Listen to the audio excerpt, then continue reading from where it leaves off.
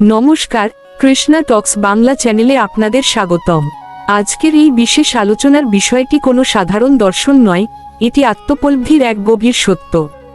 আজকের ভাবনা, চোখ বুজে দেখি আমি নাই।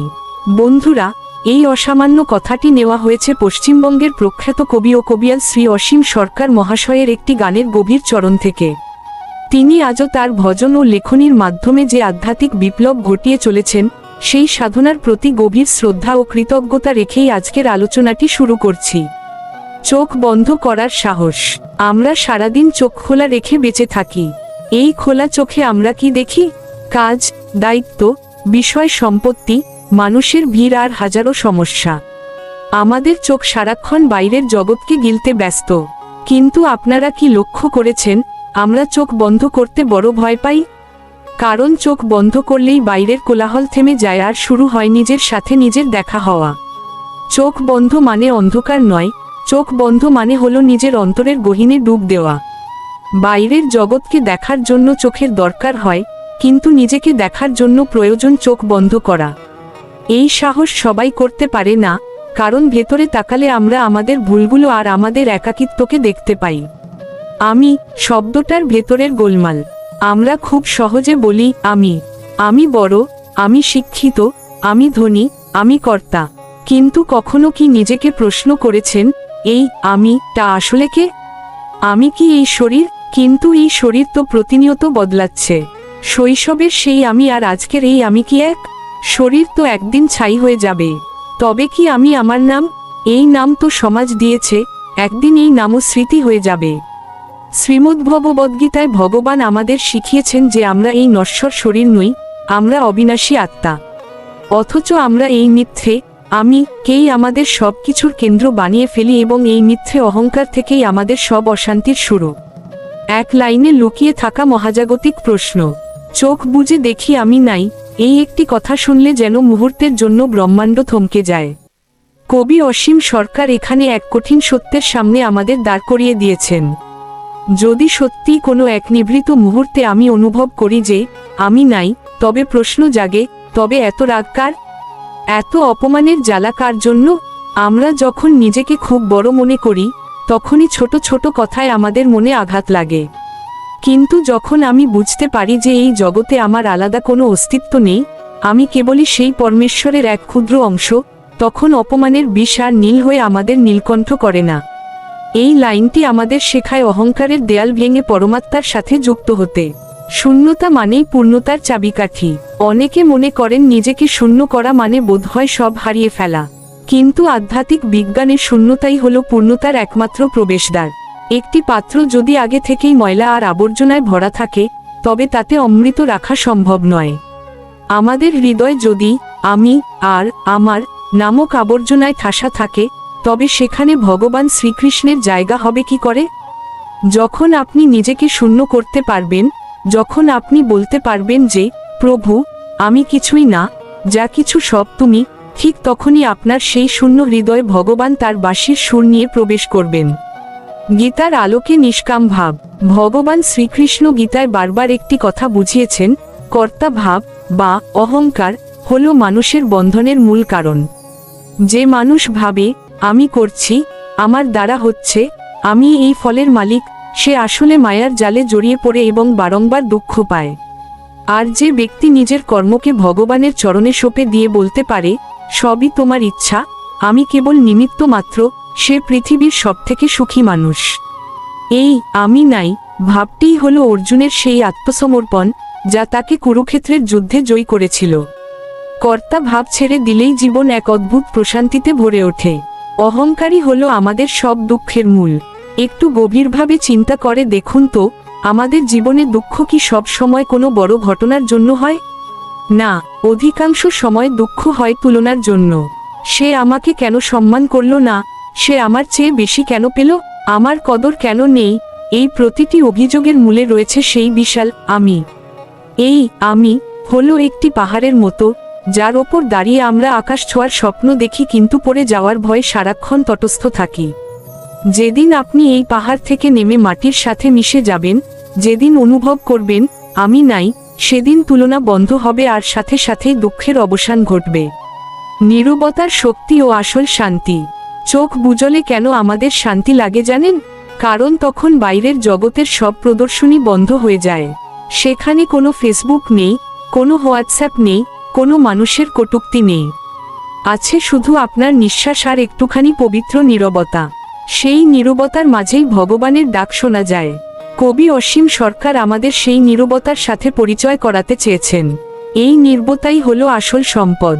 আমরা সারা জীবন গোলমালের মধ্যে সুখ খুঁজি, কিন্তু প্রকৃত শান্তি লুকিয়ে আছে নিজের ভেতরের সেই প্রশান্ত মহাসাগরে, যেখানে আমি কোনো ঢেউ নেই। ভক্তির পথে আমি বিসর্জন। ভক্তির পথে চলার প্রথম শর্ত হলো নিজেকে ছোট করা। ভক্তির জগতে আমি বড় নয়, সেখানে কৃষ্ণ হলো একমাত্র কেন্দ্র। একজন প্রকৃত ভক্ত নিজেকে ভগবানের চরণে ধুলোর সমান মনে করেন। শ্রীচৈতন্য মহাপ্রভু শিখিয়ে গিয়েছেন, ত্রিনাদপি শুনিছেন, অর্থাৎ ঘাসের চেয়েও নিজেকে নম্র করা। আপনি যখন নিজেকে ধুলোর সমান মনে করবেন, তখন কেউ আপনাকে আর নিচে নামাতে পারবে না, কারণ আপনি তো আগে থেকেই নিচে আছেন। এই অহং শূন্যতা বা আমি নাই ভাবটিই হলো প্রেমভক্তির মূল ভিত্তি। সংসারে থেকেও সংসারী না হওয়া। আধ্যাত্মিক সাধনা মানে এই নয় যে আপনাকে ঘর বাড়ি ছেড়ে বনে চলে যেতে হবে। সাধনা মানে হলো আপনার ভেতরের অহং ছেড়ে বেঁচে থাকা। কবি অসীম সরকারের এই দর্শন আমাদের শেখায় সংসারে থেকেও কিভাবে নির্লিপ্ততা থাকা যায়। আপনি সব কাজ করবেন, দায়িত্ব পালন করবেন, কিন্তু মনের ভেতর এই বোধটি রাখবেন যে আমি তো কেবলই একজন সেবক, প্রভু যা করাচ্ছেন তাই করছি। এটাকে বলে পদ্মপাতায় জলের মতো থাকা। জল যেমন পদ্মপাতাকে ভেজাতে পারে না, সংসারের মায়াও তেমন আপনাকে স্পর্শ করতে পারবে না যদি আপনি নিজেকে কর্তার আসন থেকে সরিয়ে দিতে পারেন। অসীম সরকার মহাশয়ের দর্শনের গভীরতা। অসীম সরকার মহাশয়ের এই কালজয়ী বাণী কেবল একটি গান নয়, এটি একটি জীবন দর্শন। এটি আমাদের আয়নার সামনে দাঁড় করায় এবং জিজ্ঞাসা করে, তোর এই অহংকার দিয়ে তুই কি পাবি? তার এই গান আমাদের শেখায় যে জীবন খুব ছোট, আর এই ছোট জীবনে মায়ার পেছনে না ছুটে নিজের ভেতরের সেই পরম সত্তাকে চেনা কত জরুরি। এই লাইনটি বারবার শুনলে এবং অনুধাবন করলে আপনি নিজের এক নতুন রূপ খুঁজে পাবেন, যেখানে কোনো অস্থিরতা নেই, কেবল ধ্রুব সত্য বর্তমান। চোখ বন্ধ করে আবার চোখ খোলা। ধ্যান মানে দায়িত্ব ছেড়ে পালিয়ে যাওয়া নয়। ধ্যান মানে হলো অহং ছেড়ে পূর্ণ শক্তিতে দায়িত্ব পালন করা। চোখ বন্ধ করে নিজেকে একবার শূন্য হিসেবে দেখে নিন, তারপর চোখ খুলে ভগবানের প্রতিনিধি হিসেবে কাজ করুন। যখন আপনি নিজেকে নাই ভাববেন, তখন আপনার কাজগুলো হবে নিষ্কাম, সেখানে কোনো স্বার্থ থাকবে না। আর যে কাজে স্বার্থ নেই, সেই কাজই হলো শ্রেষ্ঠ পূজা। শ্রীকৃষ্ণ অর্জুনকে যুদ্ধ করতে বলেছিলেন, কিন্তু যুদ্ধটা করতে বলেছিলেন আমি হীন হয়ে ভগবানের শরণে। পরম প্রশান্তির শেষ অনুভব।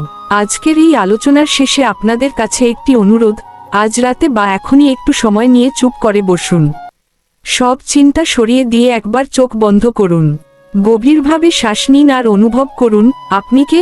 হয়তো প্রথম অন্ধকার দেখবেন, কিন্তু ধৈর্য ধরলে দেখবেন আপনার সেই অহংকারী আমি তা আস্তে আস্তে মিলিয়ে যাচ্ছে। আর আশ্চর্যভাবে দেখবেন, যখন আমি তা নেই, তখন সেখানে এক অনাবিল আনন্দ আর শান্তি বিরাজ করছে।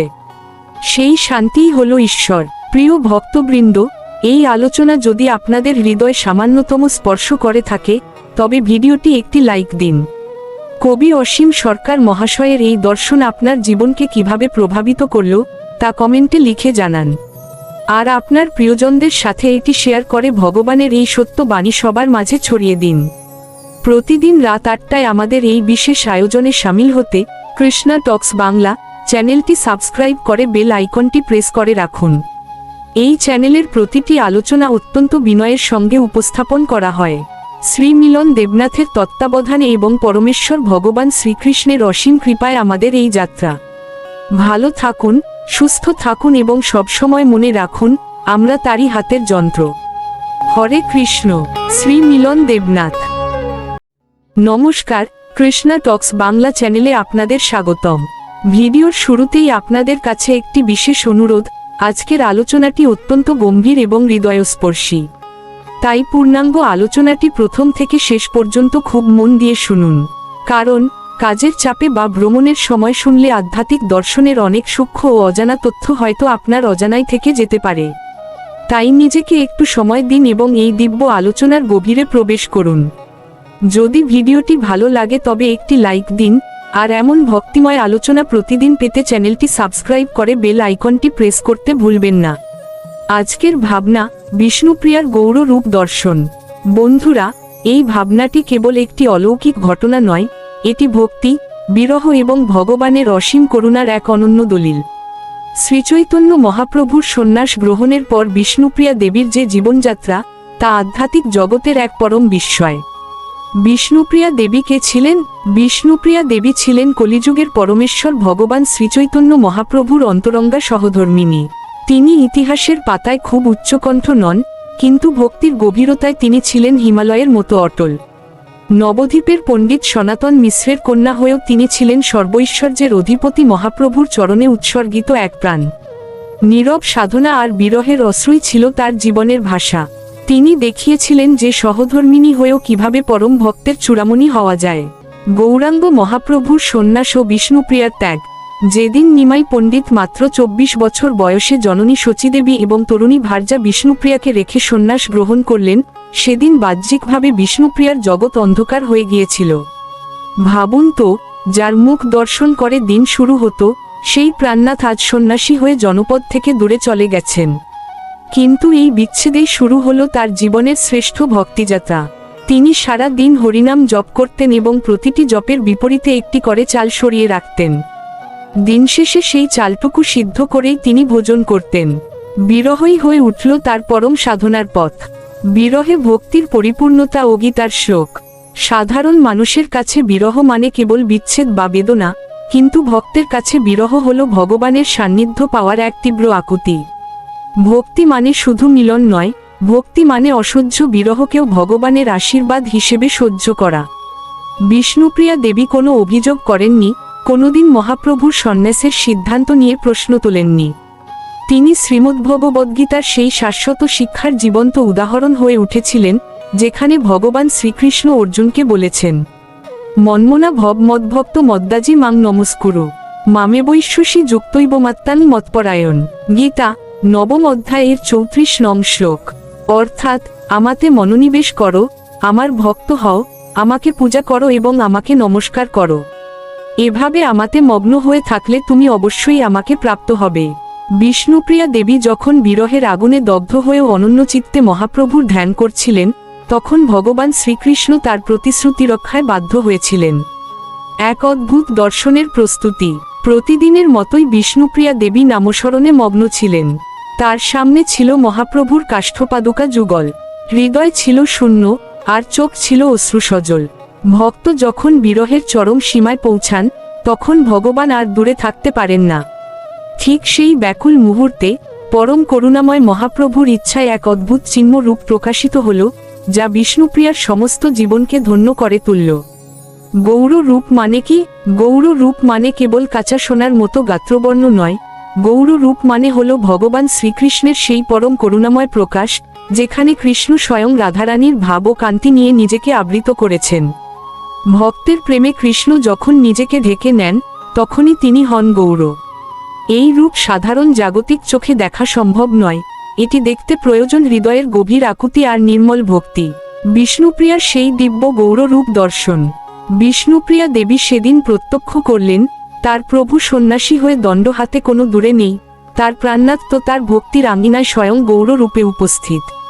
তিনি দেখলেন মহাপ্রভুর সেই দিব্য জ্যোতি, সেই অলৌকিক হাসি।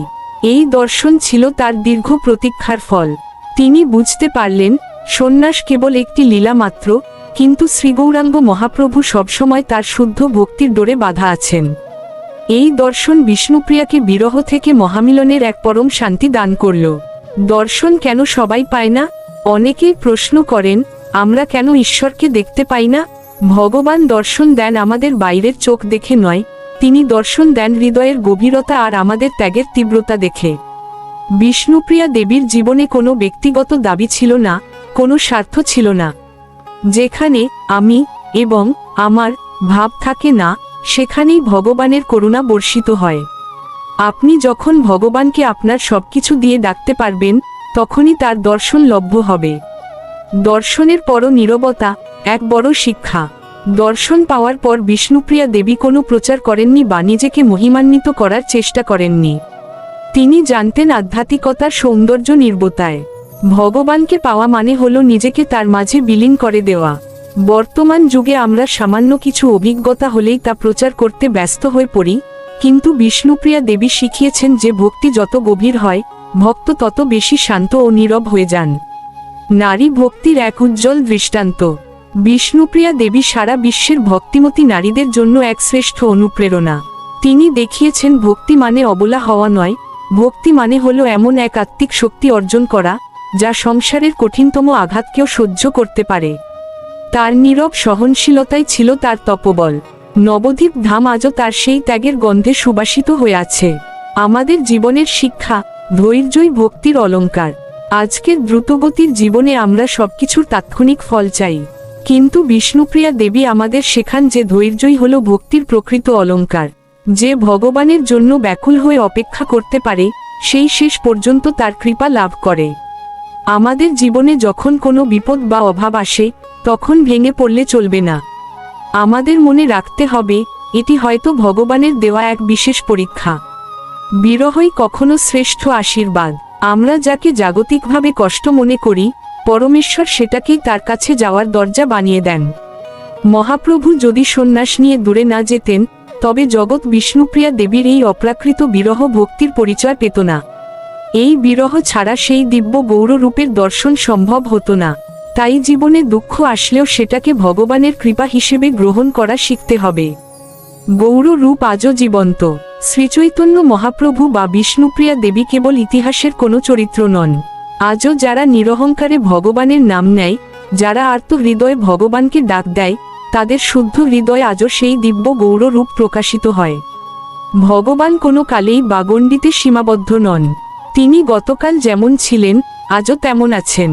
অভাব কেবল আমাদের একাগ্রতার শেষ অনুভব ও আরতি।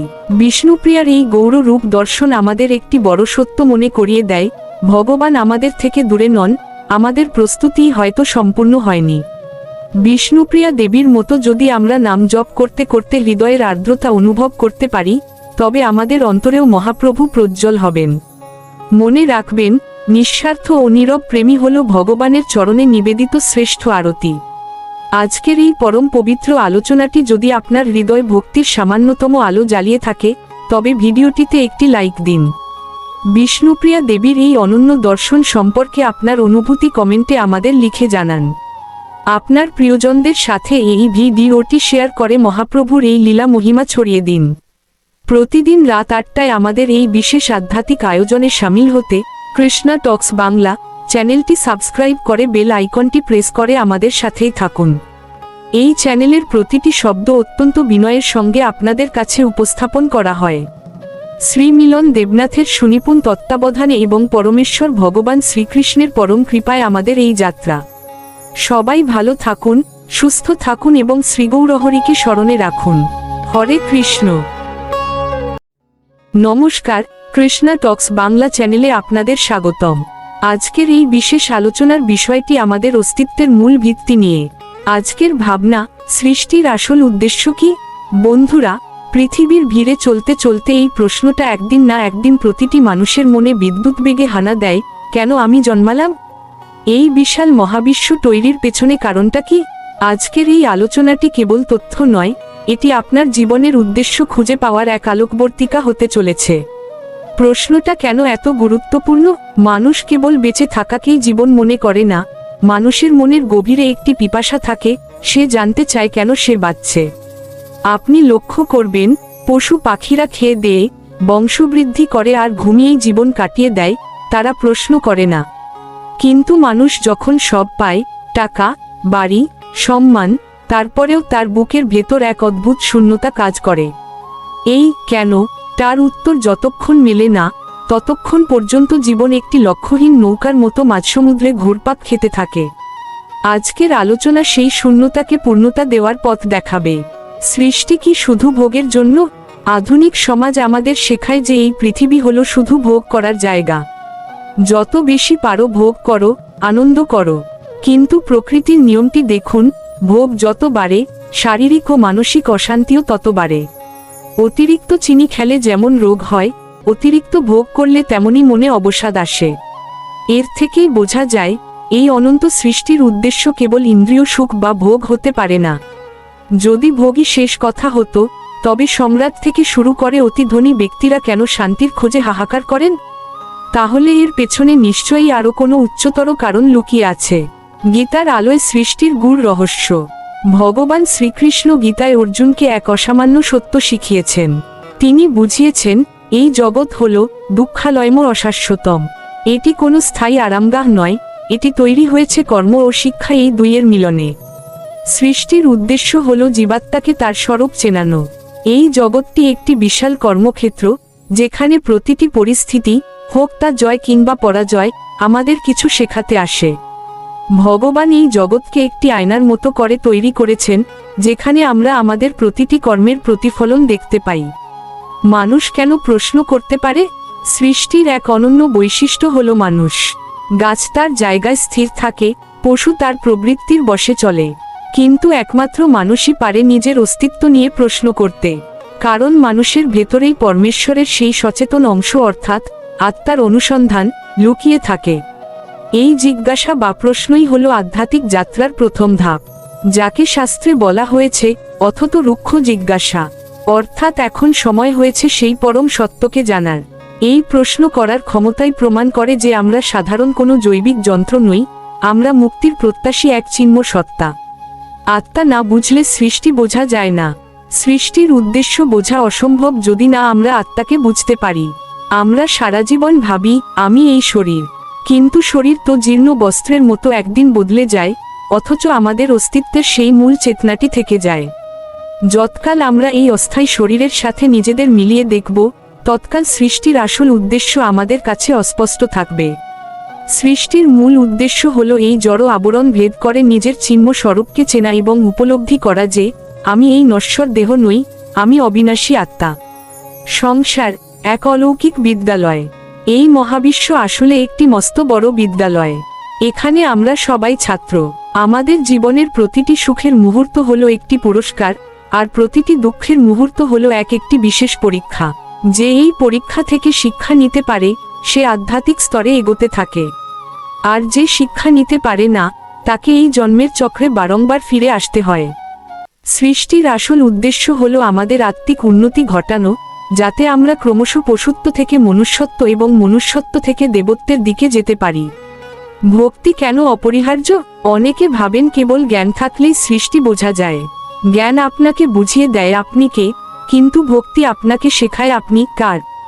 ভক্তি ছাড়া এই সৃষ্টি কেবল একটি জটিল গাণিতিক ধাঁধা হয়ে থেকে যায়। ভক্তি হলো সেই চশমা যা পড়লে আপনি প্রতিটি ধূলিকণার মাঝেও ভগবানের হাতের ছাপ দেখতে পাবেন।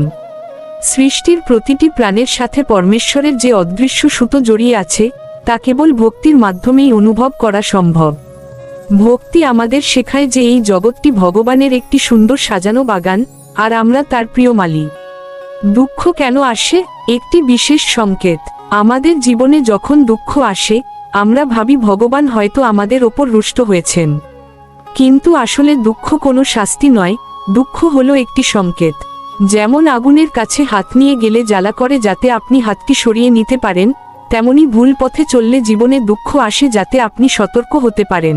দুঃখ আমাদের ঘুমন্ত আত্মাকে জাগিয়ে তোলে এবং মনে করিয়ে দেয় যে এই মায়ার জগতে আমাদের চিরস্থায়ী ঘর নেই। দুঃখ হলো ভগবানের দেওয়া এক করুণা, যা আমাদের আবার তার পথের দিকে ফিরিয়ে নিয়ে যায়। সৃষ্টির ভেতরেই পরমেশ্বরের দিব্য উপস্থিতি। এই জগৎ ভগবান শ্রীকৃষ্ণের থেকে আলাদা কোনো বস্তু নয়, এটি তারই শক্তির বহিঃপ্রকাশ। যেমন সূর্যের থেকে সূর্যালোক আলাদা নয়, তেমনি সৃষ্টি থেকে সৃষ্টিকর্তা আলাদা নন। প্রকৃতির অমোঘ নিয়ম, ঋতু পরিবর্তন, নক্ষত্রের গতিপথ সবকিছুই এক অমোঘ নির্দেশনায় চলছে। এমনকি আপনার হৃদয়ের ধুকপুকুনিটুকুও তারই ইঙ্গিতে। এই সর্বব্যাপী রূপটি যখন আমরা অনুধাবন করতে পারি, তখন সৃষ্টির প্রতিটি কোণা আমাদের কাছে মন্দির হয়ে ওঠে। সংসার ত্যাগ নয়, দৃষ্টিভঙ্গি পরিবর্তন। সৃষ্টির আসল উদ্দেশ্য বোঝা মানেই কি হিমালয়ে চলে যাওয়া? একদমই নয়। এর আসল মানে হলো সবকিছুর মাঝে ভগবানের উপস্থিতি দেখতে শেখা। আপনার কাজ, আপনার পরিবার, আপনার দায়িত্ব সবকিছুকেই ভগবানের সাথে জুড়ে দিন। যখন আপনি ভাববেন যে আমি আমার পরিবারের সেবা করছি না, আমি ভগবানের সন্তানদের সেবা করছি, ঠিক তখনই আপনার সাধারণ কাজগুলো আধ্যাত্মিক সাধনায় পরিণত হবে। ঘর ছাড়ার প্রয়োজন নেই, কেবল মনের ভেতর থেকে মায়া আর মালিকানাবোধ ত্যাগ করলেই সৃষ্টির উদ্দেশ্য সার্থক হয়। জন্ম মৃত্যুর এই অন্তহীন চক্র কেন? অনেকের মনে প্রশ্ন জাগে, মানুষ কেন বারবার জন্মায়? কারণ এক জীবনে সব শিক্ষা শেষ হয় না। আমাদের বাসনা এবং কর্মফল আমাদের আবার এই মর্তে টেনে আনে। এটি ভগবানের একটি সুযোগ, যাতে আমরা গত জন্মের অপূর্ণ কাজগুলো শেষ করতে পারি এবং নিজেদের আরও শুদ্ধ করতে পারি। সৃষ্টির উদ্দেশ্য হলো জীবকে এত নিখুঁতভাবে গড়ে তোলা যাতে সে একদিন এই জন্মের চক্র থেকে মুক্ত হয়ে ভগবানের পরম ধামে ফিরে যেতে পারে। ভগবান আমাদের কাছে কি চান? বিস্ময়কর সত্য হলো, পরমেশ্বর ভগবান শ্রীকৃষ্ণের আমাদের কাছ থেকে পাওয়ার মতো কিছুই নেই। তিনি পূর্ণ। তাহলে তিনি কেন সৃষ্টি করলেন? তিনি চান আমাদের ফিরে দেখা। যেমন একজন পিতা চান তার সন্তান যেন ভুল পথ থেকে ফিরে এসে তার বুকে ঝাঁপিয়ে পড়ে, তেমনি ভগবানও চান আমরা যেন এই জড় জগতের মোহ কাটিয়ে তার চিরন্তন প্রেমের সাগরে ফিরে আসি। সৃষ্টির একমাত্র উদ্দেশ্য হল ফিরে চলো আপন ঘরে। সৃষ্টি কি কেবল একটি সেতু? এই জগৎ কোনো চূড়ান্ত গন্তব্য নয়, এটি একটি সেতু মাত্র। সেতুতে কেউ ঘর বাঁধে না, সবাই সেটি পার হয়ে ওপারে যাওয়ার চেষ্টা করে। যারা এই সত্য বোঝে, তারা জাগতিক মোহে ঘর বাঁধে না, বরং তারা দ্রুত পার হওয়ার প্রস্তুতি নেয়। যে এই সেতু পার হওয়ার শিল্পটি শিখে ফেলে, সে পৌঁছে যায় পরম সত্যের কাছে। সৃষ্টির উদ্দেশ্য হলো আমাদের সেই ওপারের খবর দেওয়া, যেখানে জন্ম মৃত্যু আর শোকের কোনো স্থান নেই। জীবন বদলানোর সেই মুহূর্ত। সৃষ্টির এই গূঢ় উদ্দেশ্যটি যখন আপনি বুঝতে পারবেন, তখন আপনার জীবন থেকে অভিযোগ চলে যাবে। তখন আর আপনার মনে প্রশ্ন থাকবে না, আমি জীবনে কি পেলাম? তখন আপনার মনে গভীর তৃপ্তি নিয়ে এই প্রশ্নটি জাগবে, আমি আজ কি শিখলাম? প্রতিটি সকাল আপনার কাছে নতুন আশীর্বাদ হয়ে ধরা দেবে। আপনি বুঝতে পারবেন যে এই অসীম মহাবিশ্বের আপনি কোনো তুচ্ছ অংশ নন, আপনি স্বয়ং ভগবানের অত্যন্ত আদরের এক সন্তান। বন্ধুরা, আজকের এই আলোচনাটি যদি আপনার জীবনের পথে সামান্যতম আলো ছড়াতে পারে, তবে ভিডিওটিতে একটি লাইক দিন। সৃষ্টির উদ্দেশ্য নিয়ে আপনার ব্যক্তিগত কোনো অনুভূতি বা প্রশ্ন থাকলে নির্দ্বিধায় কমেন্টে আমাদের জানান। আপনার একটি মন্তব্য অন্য কোনো জিজ্ঞাসু ভক্তের মনের অন্ধকার দূর করতে পারে। প্রতিদিন রাত 8টায় আমাদের এই বিশেষ আয়োজনে শামিল হতে কৃষ্ণা টক্স বাংলা চ্যানেলটি সাবস্ক্রাইব করে বেল আইকনটি প্রেস করে রাখুন। আমাদের এই আধ্যাত্মিক পথচলা অত্যন্ত বিনয়ের সঙ্গে আপনাদের কাছে উপস্থাপন করা হয়। শ্রী মিলন দেবনাথের সুনিপুণ তত্ত্বাবধানে এবং পরমেশ্বর ভগবান শ্রীকৃষ্ণের পরম করুণায় আমাদের এই ক্ষুদ্র প্রচেষ্টা। ভালো থাকুন, সুস্থ থাকুন এবং সৃষ্টির মাঝে স্রষ্টার স্বরূপ অনুভব করুন। হরে কৃষ্ণ। নমস্কার, কৃষ্ণা টক্স বাংলা চ্যানেলে আপনাদের স্বাগতম। আজকের এই বিশেষ আলোচনার বিষয়টি আমাদের জীবনের এক চরম সত্যকে উন্মোচন করবে। আজকের ভাবনা, চলো মন ভক্তের বাজারে। বন্ধুরা, এই কথাটি শুনলেই মনে হয় এটি যেন কেবল একটি সাধারণ ডাক নয়, এটি আমাদের অস্থির আত্মার এক গভীর আহ্বান। আমরা সারা জীবন জাগতিক বাজারের পেছনে ছুটে চলি, কিন্তু আসল শান্তির বাজারের খোঁজ রাখি না। আজকের আলোচনায় আমরা এই ভক্তের বাজার সম্পর্কে এমন কিছু তথ্য জানব, যা আপনার জীবন দেখার দৃষ্টি বদলে দেবে। ভক্তের বাজার আসলে কি? আমরা সবাই জাগতিক বাজার চিনি। দুনিয়ার বাজারে যেতে হলে পকেটে টাকা লাগে, সেখানে জিনিসের দাম চলে কঠোর দরদাম। সেখানে প্রতিটি লেনদেনে লাভ ক্ষতির হিসাব থাকে। কিন্তু ভক্তের বাজার সম্পূর্ণ আলাদা। এখানে কোনো মুদ্রার বা নোটের প্রচলন নেই। এই বাজারে প্রবেশ করতে হলে কেবল একটাই পাসপোর্টের প্রয়োজন, তা হলো বিনয় এবং শুদ্ধ মন। জাগতিক বাজারে আমরা শরীর নিয়ে যাই, আর ভক্তের বাজারে যেতে হয় মন নিয়ে। এখানে যে যত বেশি নিজেকে নিঃস্ব করতে পারে, সে তত বড় সম্পদ নিয়ে বাড়ি ফিরতে পারে। মনকে ডাক দেওয়া কেন অনিবার্য? আমাদের এই মন অতি চঞ্চল। গীতায় ভগবান শ্রীকৃষ্ণ অর্জুনকে বলেছেন, চঞ্চলং হি মন কৃষ্ণ প্রমাথি বলবদ্দৃঢ়ম, অর্থাৎ মন বায়ুর মতো অস্থির এবং একে নিয়ন্ত্রণ করা কঠিন। মন আজ ভোগের দোকানে ঢুকতে চায়, কাল অহংকারের স্টলে গিয়ে থামতে চায়।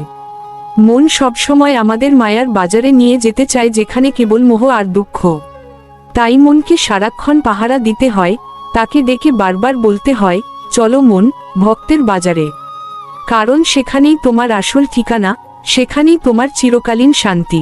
দুনিয়ার বাজার বনাম ভক্তের বাজার এক অদ্ভুত বৈপরীত্য।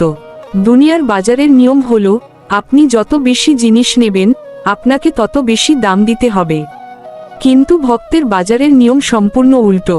এখানে আপনি আপনার ভেতরের অহংকার, রাগ আর ঘৃণা যত বেশি দিয়ে দেবেন, আপনার আধ্যাত্মিক সম্পদ বা শান্তির পরিমাণ তত বেশি বেড়ে যাবে। জাগতিক বাজারে দিলে কমে যায়, কিন্তু ভক্তের বাজারে দিলে বেড়ে যায়। এই অদ্ভুত লেনদেনের হিসাব মেলাতে পারে কেবল সেই ব্যক্তি যে নিজেকে ভগবানের চরণে সঁপে দিয়েছে। ভক্তের বাজারে কি কি অমূল্য রত্ন বিক্রি হয়? আপনারা কি জানেন এই চিহ্ন বাজারে কি পাওয়া যায়? এখানে বিক্রি হয় অসীম নম্রতা, অটল সহনশীলতা এবং পরমেশ্বর ভগবান শ্রীকৃষ্ণের দিব্য নাম। এই বাজারে আসার জন্য কোনো বিশেষ পোশাকের প্রয়োজন নেই, কেবল হৃদয়ের ময়লা পরিষ্কার করে আসতে হয়। এখানে হিংসার কোনো দোকান নেই, কাম বা ক্রোধের কোনো শাখা নেই। এখানে আছে কেবল হৃদয় খুলে ভগবানকে আলিঙ্গন করার এক চিরন্তন আহ্বান। আপনি যখন এই বাজারে নাম সংকীর্তনের সুগন্ধ পাবেন, তখন জাগতিক বাজারের সব বিলাসিতা আপনার কাছে তুচ্ছ মনে হবে। ভক্তের বাজারে মূল্যের অদ্ভুত নিয়ম। জাগতিক বাজারে যার পকেট ভারী, তার কদর বেশি। কিন্তু ভক্তের বাজারে নিয়ম হলো, যার মন যত বেশি ভারী অহংকারে, সে কিছুই কিনতে পারে না। আর যে নিজেকে শূন্য করে আসে, যে মনে করে আমি কিছুই না, সে ভগবানের সব কৃপা ঝুলি ভরে নিয়ে যেতে পারে। শ্রীমদ্ভাগবতে অম্বরীশ মহারাজের কথা আমরা জানি। তিনি তার রাজকীয় সব অহংকার বিসর্জন দিয়ে ভক্তের বাজারে নিজেকে বিকিয়ে দিয়েছিলেন, তাই স্বয়ং ভগবান তার রক্ষণাবেক্ষণের দায়িত্ব নিয়েছিলেন। গীতার আলোয় এই দিব্য বাজার। ভগবান শ্রীকৃষ্ণ গীতায় একটি বড় আশ্বাস দিয়েছেন। তিনি বলেছেন, যারা অনন্য চিত্তে তার স্মরণ করে, তিনি তাদের যোগক্ষেম বহন করেন। ভক্তের বাজার আসলে সেই আশ্রয়ের জায়গা। এখানে যখন আপনি নিজেকে অর্পণ করেন, তখন থেকে আপনার সব চিন্তার ভার ভগবানের হয়ে যায়। এই বাজারে কোনো প্রতারণা নেই, কোনো ঠকে যাওয়ার ভয় নেই। কারণ এই বাজারের নিয়ন্ত্রক স্বয়ং পরমেশ্বর শ্রীকৃষ্ণ। কেন অহংকার এই বাজারে প্রবেশ করতে পারে না? অহংকার খুব শব্দ করে, সে সবসময় নিজেকে জাহির করতে চায়। কিন্তু ভক্তের বাজার হলো পরম নীরব এবং সরল। যেমন প্রদীপ জ্বললে অন্ধকার পালিয়ে যায়, তেমনি এই বাজারের পবিত্র পরিমণ্ডলে প্রবেশ করলেই অহংকারের দেয়াল নিজে থেকেই গলে জল হয়ে যায়। এখানে বড় ছোটর কোনো ভেদাভেদ নেই। রাজা আর প্রজা, ধনী আর দরিদ্র, সবাই এখানে একই সারিতে দাঁড়িয়ে ভগবানের করুণা ভিক্ষা করে। প্রতিযোগিতা নয়, এখানে আছে কেবল সহযোগিতা। জাগতিক বাজারে একে অপরকে ছাপিয়ে যাওয়ার নেশা থাকে। কে কার চেয়ে বড় বাড়ি বানাবে, কে কার চেয়ে বেশি দামি গাড়ি কিনবে, এই প্রতিযোগিতায় আমরা ক্লান্ত। কিন্তু ভক্তের বাজারে কোনো তুলনা নেই। এখানে একজন ভক্ত অন্য ভক্তকে সাহায্য করে ভগবানের কাছে পৌঁছাতে। এখানে অন্যের উন্নতি দেখে ঈর্ষা হয় না, বরং আনন্দ হয়। এই একাত্মবোধই হলো এই বাজারের শ্রেষ্ঠ সৌন্দর্য। সংসারের মাঝেই কি এই বাজার খুঁজে পাওয়া সম্ভব? অনেকে ভাবেন ভক্তের বাজার হয়তো মায়াপুর, বৃন্দাবন বা কোনো হিমালয়ের গুহায় অবস্থিত। কিন্তু আসল সত্য হলো, এই বাজার আপনার সংসারের মাঝেই বসে আছে। আপনি যখন রান্নাঘরে ভগবানের জন্য প্রসাদ তৈরি করেন, তখন আপনি ভক্তের বাজারে। আপনি যখন অফিসে বসে সততার সাথে কাজ করেন এবং মনে মনে নাম জপ করেন, তখনও আপনি সেই বাজারেই আছেন। শুধু আপনার অন্তরের দৃষ্টিটা বদলাতে হবে।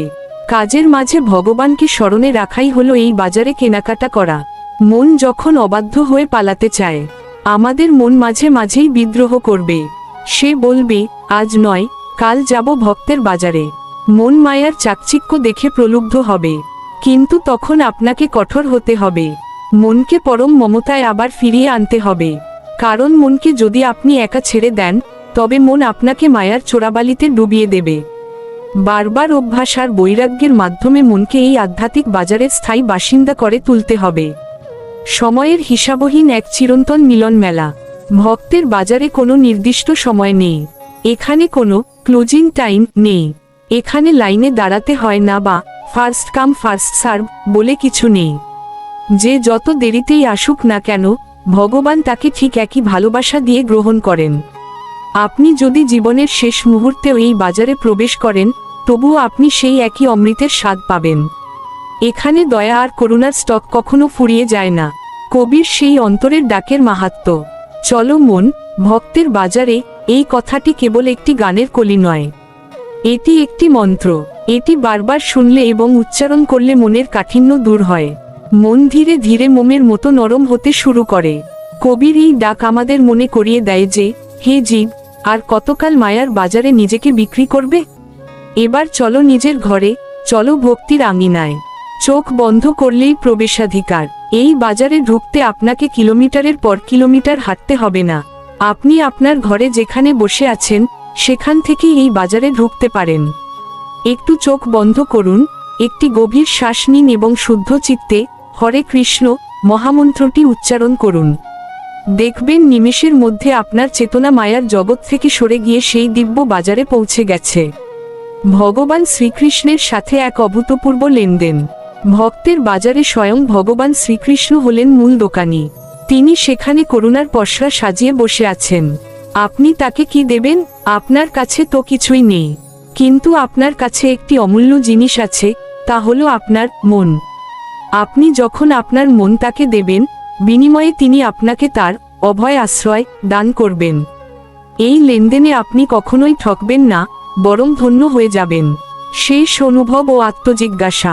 আজকের দিনের শেষে বা এখন একটু নিরিবিলি সময় নিয়ে ভাবুন তো, সারাদিন আপনি কোন বাজারে সময় কাটালেন?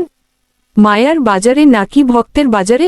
যদি দেখেন মন ক্লান্ত হয়ে পড়েছে, তবে দেরি করবেন না, এখনই মনকে ডাক দিন, চলো মন, ভক্তের বাজারে। দেখবেন মুহূর্তের মধ্যে আপনার সব ক্লান্তি দূর হয়ে মন এক অদ্ভুত সতেজতায় ভরে উঠেছে। প্রিয় ভক্তবৃন্দ, আজকের এই আলোচনা যদি আপনার হৃদয় সামান্যতম প্রেরণা দিয়ে থাকে, তবে ভিডিওটি একটি লাইক দিন। এই ভক্তের বাজারে প্রবেশের আপনার ব্যক্তিগত কোনো অভিজ্ঞতা থাকলে তা কমেন্টে আমাদের লিখে জানান। আপনার একটি মন্তব্য অন্য কোনো ভক্তকে উৎসাহিত করতে পারে। প্রতিদিন রাত 8টায় আমাদের এই বিশেষ আধ্যাত্মিক আয়োজনের শামিল হতে কৃষ্ণা টক্স বাংলা চ্যানেলটি সাবস্ক্রাইব করে পাশে থাকুন। এই চ্যানেলের প্রতিটি আলোচনা অত্যন্ত বিনয়ের সঙ্গে উপস্থাপন করা হয়। শ্রী মিলন দেবনাথের তত্ত্বাবধানে এবং পরমেশ্বর ভগবান শ্রীকৃষ্ণের অসীম কৃপায় আমাদের এই পথ চলা। ভালো থাকুন, সুস্থ থাকুন এবং সবসময় মনকে ভক্তির বাজারে যুক্ত রাখুন। হরে কৃষ্ণ। শ্রী মিলন দেবনাথ। নমস্কার, কৃষ্ণা টক্স বাংলা চ্যানেলে আপনাদের স্বাগত। আজকের ভাবনা, লোহার গায়ে জং ধরা। বন্ধুরা, লোহা যখন খোলা জায়গায় অবহেলায় পড়ে থাকে, তখন বাতাস আর জলের সংস্পর্শে তাতে ধীরে ধীরে জং ধরে যায়। আমাদের মনটাও ঠিক তেমনি। এই জড় জগতের মায়া, স্বার্থপরতা, অহংকার আর কামনার বিষাক্ত বাতাসের সংস্পর্শে আসতে আসতে আমাদের হৃদয়েও এক ধরনের আধ্যাত্মিক জং ধরে গিয়েছে। জং ধরা লোহা যেমন ভেতর থেকে ক্ষয় হয়ে ভেঙে পড়ে, আমাদের মনও তেমনি তার আসল শক্তি, শান্তি আর আনন্দ হারিয়ে ফেলছে। আমরা ছোট ছোট বিষয়ে অস্থির হয়ে পড়ি, খিটখিটে হয়ে যাই। এই জং কিন্তু বাইরের কোনো জল বা সাবান দিয়ে ধুয়ে পরিষ্কার করা যায় না, এর জন্য প্রয়োজন এক বিশেষ ব্রহ্মশক্তির। যখন লোহার ওপর জং এর আস্তরণ পড়ে, তখন তার ওপর কোনো রং ধরে না, তার উজ্জ্বলতা হারিয়ে যায়। আমাদের জীবনের অবস্থাও তাই। আমরা কত মোটিভেশনাল কথা শুনি, কত ভালো উপদেশ পড়ি, কিন্তু কোনোটাই আমাদের মনে স্থায়ী হয় না। কেন? কারণ আমাদের হৃদয়ের ওপর সেই জং এর মোটা স্তর পড়ে আছে। এই স্তরটি আমাদের সত্য দেখতে দেয় না। আমরা মিথ্যেকেই সত্য বলে ধরে নিই এবং অনিত্য বস্তু বা মানুষের পেছনে ছুটে জীবন পার করে দিই। এই জং আমাদের বিচার বুদ্ধিকে আচ্ছন্ন করে ফেলে, যার ফলে আমরা সঠিক সিদ্ধান্ত নিতে পারি না। শাস্ত্রে এক অদ্ভুত পরশ পাথরের কথা বলা হয়েছে, যার সামান্য ছোঁয়ায় কালো লোহাও উজ্জ্বল সোনা হয়ে যায়। আমাদের এই জং ধরা হৃদয়ের জন্য সেই পরশ পাথর হল ভগবানের দিব্য নাম। শ্রীমদ্ভগবদ্গীতার 10ম অধ্যায়ের 25 নম্বর শ্লোকে ভগবান শ্রীকৃষ্ণ স্বয়ং বিভূতি যোগে বলেছেন, যজ্ঞানাং জপযজ্ঞস্যি, অর্থাৎ সমস্ত যজ্ঞের মধ্যে আমি হলাম জপযজ্ঞ। জপ বা হরিনাম হল সেই চিহ্ন পরশ পাথর যা মানুষের লোহার মতো কঠিন আর মলিন হৃদয়কেও এক নিমেষে শুদ্ধ সোনায় রূপান্তরিত করতে পারে। আপনি যখন একাগ্র চিত্তে এই নাম জপ করেন, তখন সেই পবিত্র কম্পনে হৃদয়ের সেই বহু পুরনো কলুষতার জংগুলো একে একে খসে পড়তে শুরু করে। আমাদের হৃদয়ে জং ধরা মানে হলো আমাদের চেতনার আয়না ধুলো আর ময়লায় ঢেকে যাওয়া। মহাপ্রভু শ্রীচৈতন্যদেব তার বিখ্যাত শিক্ষাষ্টকম এর প্রথম শ্লোকেই এই মহৌষধের বর্ণনা দিয়েছেন, চেতদর্পণমার্জনম ভবমহাদাবাগ্নি নির্বাপনম। অর্থাৎ সংকীর্তনের মাধ্যমে আমাদের হৃদয়ের দর্পণ বা আয়নাটি মার্জিত বা পরিষ্কার হয়। লোহায় জং ধরলে যেমন তার আসল জেল্লা ঢাকা পড়ে যায়, তেমনি আমাদের হৃদয়ে জং থাকলে আমরা নিজের ভেতরে ভগবানের প্রতিচ্ছবি দেখতে পাই না। এই নাম সংকীর্তন হলো সেই ডিভাইন পলিশিং বা পরিষ্কার করার যন্ত্র, যা আপনার ভেতরের শুদ্ধ আত্মাকে আবার উজ্জ্বল করে তোলে এবং সংসারের ত্রিতাপ জ্বালা বা দুঃখের আগুনকে চিরতরে নিভিয়ে দেয়। কর্মকারের দোকানে আপনারা হয়তো দেখেছেন, জং ধরা লোহাকে যখন তীব্র আগুনে পোড়ানো হয়, তখন তার সব ময়লা পুড়ে ছাই হয়ে যায় এবং লোহাটি আগুনের মতো টকটকে লাল রং ধারণ করে। সেই অবস্থায় লোহা আর আগুনের মধ্যে কোনো পার্থক্য থাকে না। ঠিক তেমনি ভক্তির আগুনে যখন আমরা নিজেদের সঁপে দিই, তখন আমাদের মনের সব হিংসা, দেশ আর হীনম্মন্যতার জং পুড়ে শেষ হয়ে যায়। মানুষ তখন নিজের ক্ষুদ্র আমিত্ব ভুলে ভগবানের ভেজে তেজিয়ান হয়ে ওঠে। তখন সে আর পরিস্থিতির দাস থাকে না, বরং সে সব প্রতিকূলতার ঊর্ধ্বে উঠে এক অলৌকিক নির্ভয়তা লাভ করে। একটি জং ধরা তলোয়ার যেমন যুদ্ধক্ষেত্রে কোনো কাজে লাগে না, তেমনি জং ধরা মন দিয়ে আমরা মায়ার বিরুদ্ধে লড়াই করতে পারি না। মায়া আমাদের বারবার আক্রমণ করে আর আমরা হেরে যাই। কিন্তু যখন আমরা প্রতিদিন হরিনাম জপ করি, তখন সেই তলোয়ারের ধার বাড়তে থাকে। সাধনার মাধ্যমে আমরা এমন এক মানসিক শক্তি অর্জন করি যা আমাদের রিপুগুলোকে দমন করতে সাহায্য করে। এই ধারালো চেতনা আমাদের জীবনের সঠিক ও ভুল পথের পার্থক্য বুঝিয়ে দেয়। মায়ামুক্ত লোহা তখন ভগবানের হাতের এক সুযোগ্য অস্ত্রে পরিণত হয়।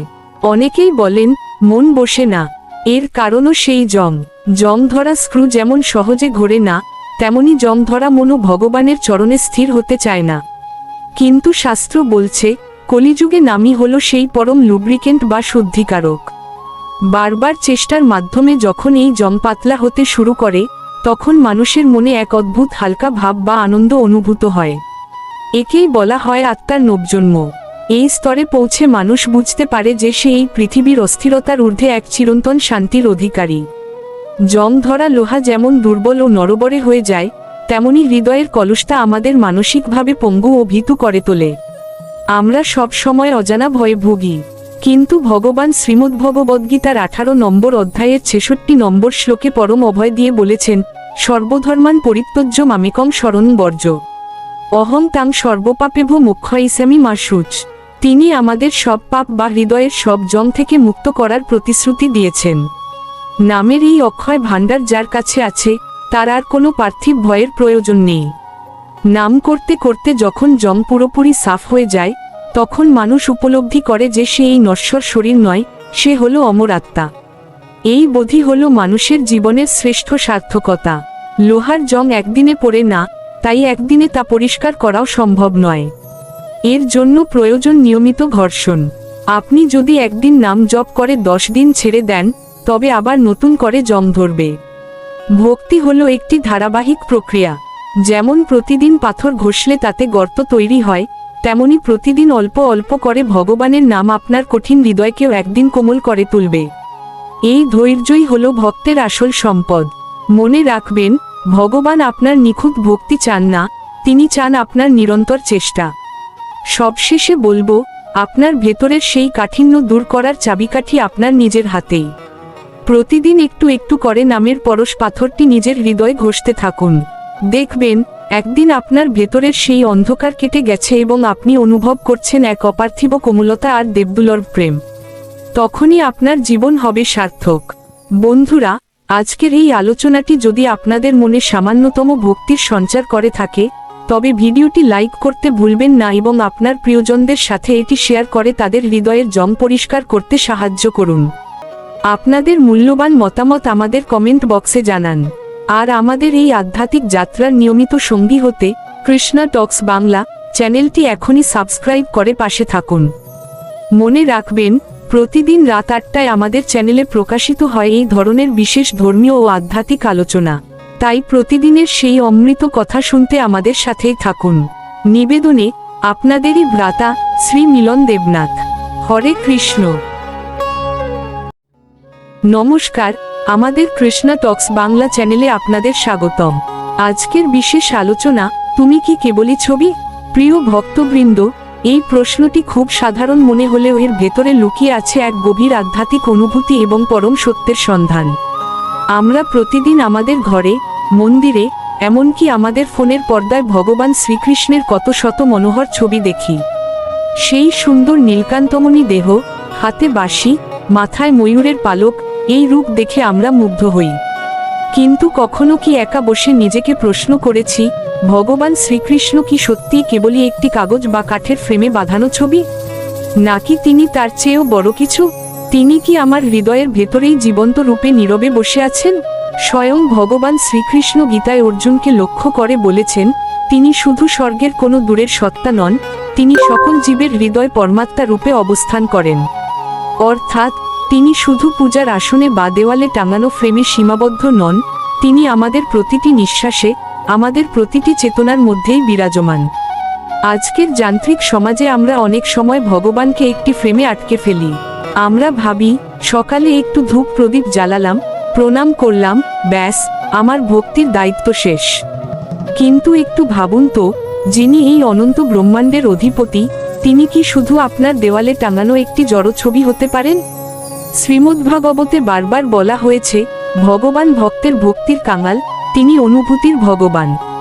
তিনি কোনো পাথরের মূর্তিতে বা কাগজের ছবিতে প্রাণহীন হয়ে বসে থাকেন না।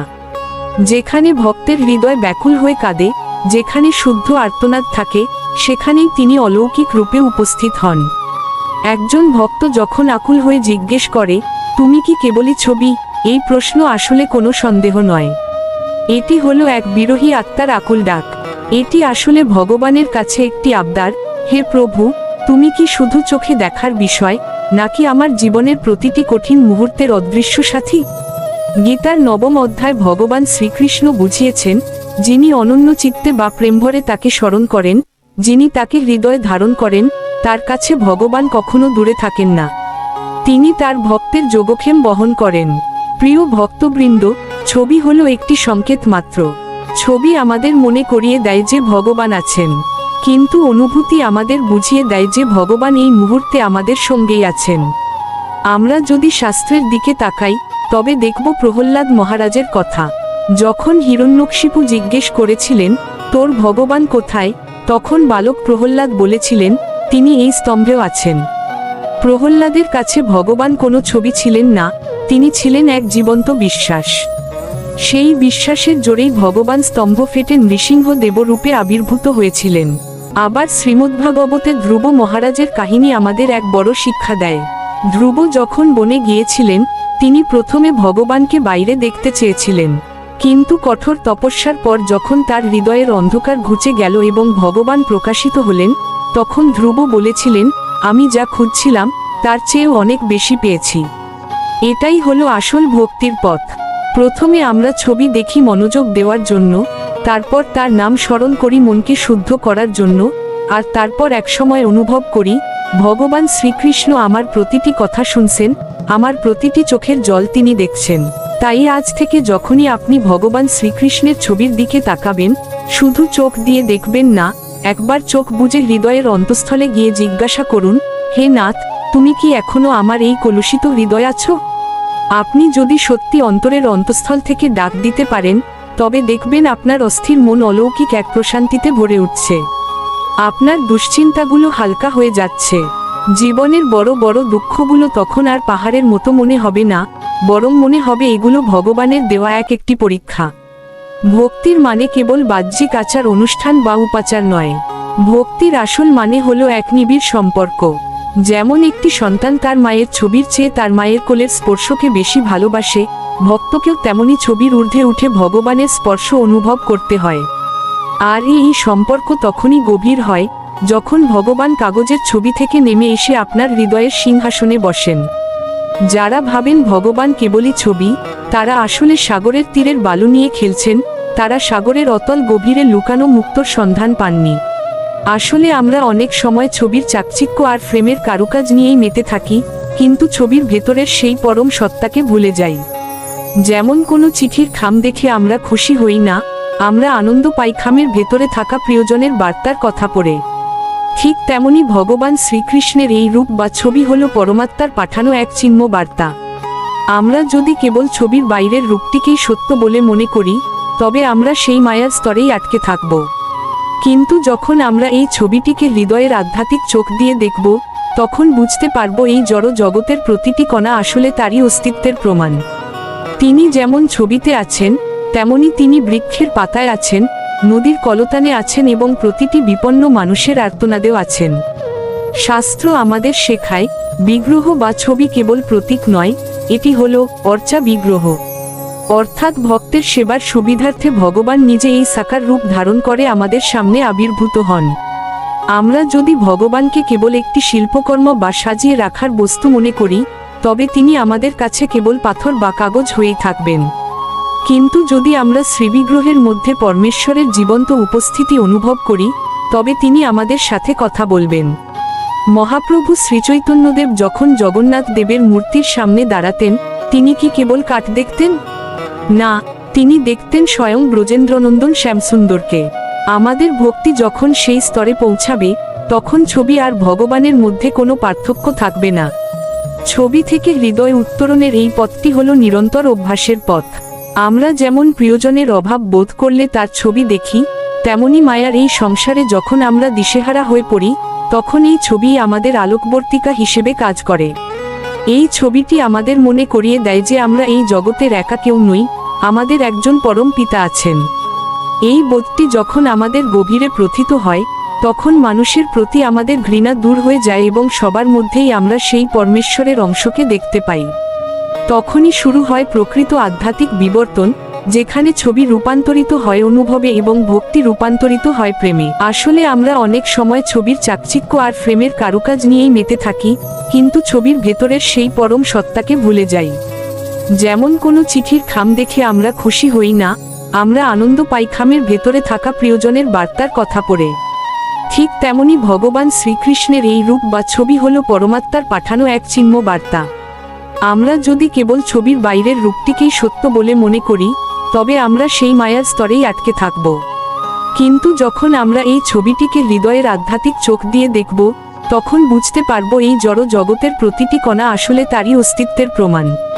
তিনি যেমন ছবিতে আছেন, তেমনি তিনি বৃক্ষের পাতায় আছেন, নদীর কলতানে আছেন এবং প্রতিটি বিপন্ন মানুষের আর্তনাদেও আছেন। শাস্ত্র আমাদের শেখায়, বিগ্রহ বা ছবি কেবল প্রতীক নয়, এটি হল অর্চা বিগ্রহ। অর্থাৎ ভক্তের সেবার সুবিধার্থে ভগবান নিজে এই সাকার রূপ ধারণ করে আমাদের সামনে আবির্ভূত হন। আমরা যদি ভগবানকে কেবল একটি শিল্পকর্ম বা সাজিয়ে রাখার বস্তু মনে করি, তবে তিনি আমাদের কাছে কেবল পাথর বা কাগজ হয়েই থাকবেন। কিন্তু যদি আমরা শ্রীবিগ্রহের মধ্যে পরমেশ্বরের জীবন্ত উপস্থিতি অনুভব করি, তবে তিনি আমাদের সাথে কথা বলবেন। মহাপ্রভু শ্রীচৈতন্যদেব যখন জগন্নাথ দেবের মূর্তির সামনে দাঁড়াতেন, তিনি কি কেবল কাঠ দেখতেন? না, তিনি দেখতেন স্বয়ং ব্রজেন্দ্রনন্দন শ্যামসুন্দরকে। আমাদের ভক্তি যখন সেই স্তরে পৌঁছাবে, তখন ছবি আর ভগবানের মধ্যে কোনো পার্থক্য থাকবে না। ছবি থেকে হৃদয় উত্তরণের এই পথটি হল নিরন্তর অভ্যাসের পথ।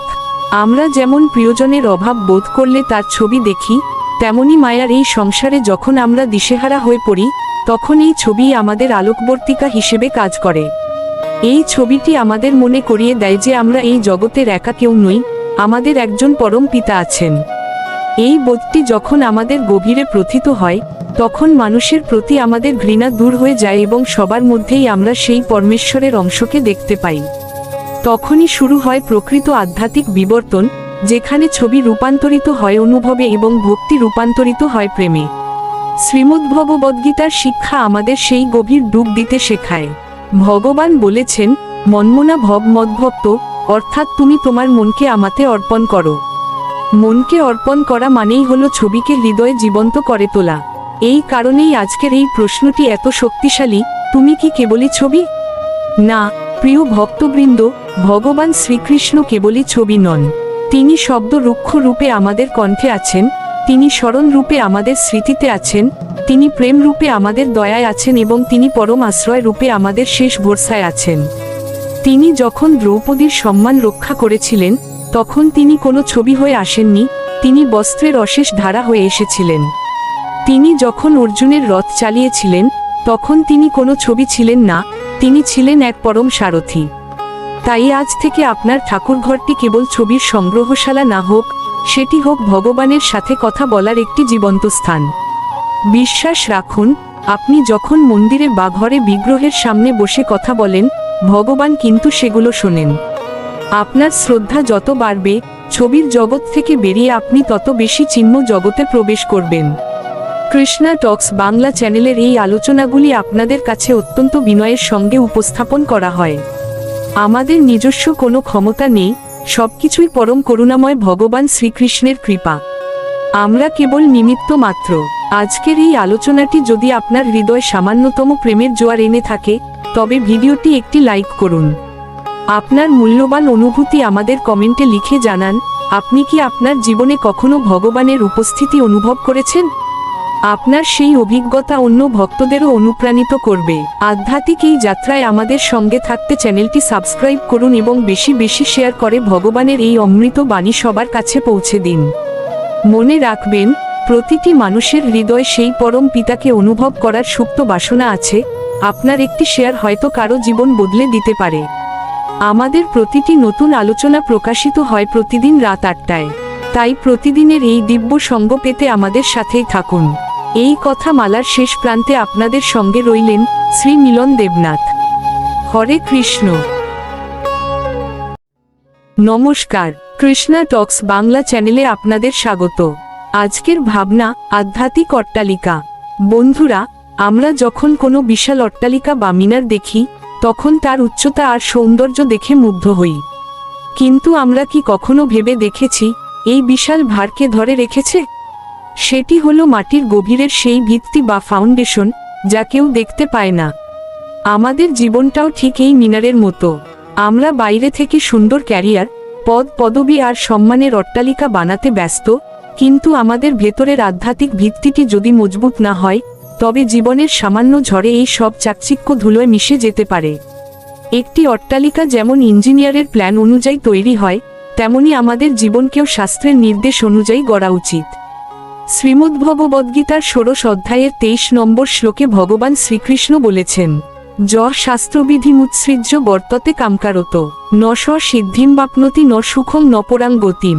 অর্থাৎ, যে ব্যক্তি শাস্ত্রের বিধান ত্যাগ করে নিজের ইচ্ছামতো চলে, সে সুখ বা পরম গতি কিছুই পায় না। শাস্ত্রীয় জ্ঞান হলো আমাদের জীবনের সেই গভীর ভিত্তি। এই ভিত্তির ওপর দাঁড়িয়ে থাকলে আপনি অট্টালিকার মতো মাথা উঁচু করে সব বিপদ মোকাবিলা করতে পারবেন। বন্ধুরা, ছবিতে আপনারা যে মিনারটি দেখছেন, সেটি আকাশের দিকে বুক চিয়ে দাঁড়িয়ে আছে। আমাদের অনেকের অহংকারও এমন মিনারের মতো উঁচুতে থাকে। কিন্তু মনে রাখবেন, যে মিনারের ভিত্তি দুর্বল, তা যত উঁচুই হোক না কেন, তার পতন অনিবার্য। জীবনে ভক্তি আর নম্রতা না থাকলে মানুষের সাফল্য তাসের ঘরের মতো ভেঙে পড়ে। মহাপ্রভুর সেই দিব্য সংকীর্তন আমাদের শেখায় কিভাবে নিজের অহংকারকে ধুলোয় মিশিয়ে ভগবানের চরণে নিজেকে সঁপে দিয়ে একটি অক্ষয় আধ্যাত্মিক মিনার গড়ে তোলা যায়। আজকের এই টালমাটাল সময়ে আমাদের জীবন নামের অট্টালিকাটিকে টিকিয়ে রাখার সিমেন্ট বা শক্তি হল হরিনাম। কলিসন্তরণ উপনিষদে বলা হয়েছে, ইতি ষোড়শঙ্কং নামনাং কলিকল্পসনাশনম নাত পর্তরোপায় সর্ববেদেষু দৃশ্যতে। এই 16 নামের মহামন্ত্রই কলিযুগের সব কলুষতা নাশ করার একমাত্র উপায়। যেমন লোহার রড আর সিমেন্ট দিয়ে একটি অট্টালিকার পিলার তৈরি করা হয়, তেমনি হরিনাম হলো আপনার জীবনের সেই মূল পিলার। এটি আপনার মনকে প্রতিকূল পরিস্থিতিতেও নড়তে দেবে না, বরং আপনাকে দেবে এক অটল স্থিরতা। সমুদ্রে যেমন লাইটহাউস বা আলোকস্তম্ভ জাহাজের দিশা দেখায়, এই আধ্যাত্মিক মিনারটি আমাদের মায়ার অন্ধকারে দিশা দেখায়। আপনার জীবনে যখন দুঃখের পাহাড় নেমে আসবে, যখন প্রিয়জনরা মুখ ফিরিয়ে নেবে, তখন আপনার এই আধ্যাত্মিক ভিত্তিই হবে আপনার একমাত্র আশ্রয়। বন্ধুরা, একটি উঁচু মিনার বানাতে গেলে যেমন মাটির অনেক গভীরে গিয়ে পিলার বসাতে হয়, আমাদের ভক্তি জীবনের গভীরতাও ঠিক তেমনই হওয়া প্রয়োজন। আমরা অনেক সময় ওপর ভক্তি করি, তিলক কাটি বা মালা জপি, কিন্তু হৃদয়ের গভীর থেকে ভগবানের সাথে যুক্ত হতে পারি না। যখন আমাদের ভক্তি কেবল প্রদর্শনের জন্য হয়, তখন সেই অট্টালিকাটি হয় ফাঁপা। জীবনের সামান্য প্রলোভন বা মায়ার হাতছানিতে সেই ঠুনকো ভক্তি ভেঙে পড়ে। তাই নিজের অন্তরের মাটিকে শাস্ত্রের জল দিয়ে নরম করুন এবং সেখানে নিষ্ঠার পিলার স্থাপন করুন। মনে রাখবেন, আপনার ভিত্তি যত গভীর হবে, আপনার আধ্যাত্মিক মিনার তত বেশি ঝড় সহ্য করার শক্তি পাবে। এখানে আরও একটি বিষয় লক্ষ্য করার মতো, এই মিনারের গায়ে যেমন রোদ, বৃষ্টি আর ঝড় আছড়ে পড়ে, আমাদের জীবনেও তেমনি লাঞ্ছনা, অপমান আর বাধা আসবেই। কিন্তু মিনারটি কি পড়ে যায়? না, কারণ তার ভেতরের কাঠামোটি ইস্পাতের মতো শক্ত। আমাদের আধ্যাত্মিক জীবনের সেই ইস্পাত হল ধৈর্য এবং বিশ্বাস। শ্রীমদ্ভগবদ্গীতার 2য় অধ্যায় ভগবান আমাদের শিখিয়েছেন কিভাবে শীত উষ্ণ বা সুখ দুঃখের দ্বন্দ্বে অবিচলিত থাকতে হয়। যখন আপনি জানবেন যে আপনার জীবনের স্থপতি স্বয়ং পরমেশ্বর ভগবান, তখন কোনো প্রতিকূলতাই আপনাকে আপনার লক্ষ্য থেকে বিচ্যুত করতে পারবে না। আপনার ভেতরের সেই স্থিরতাই আপনাকে একটি সুউচ্চ অট্টালিকার মতো মহিমান্বিত করে তুলবে।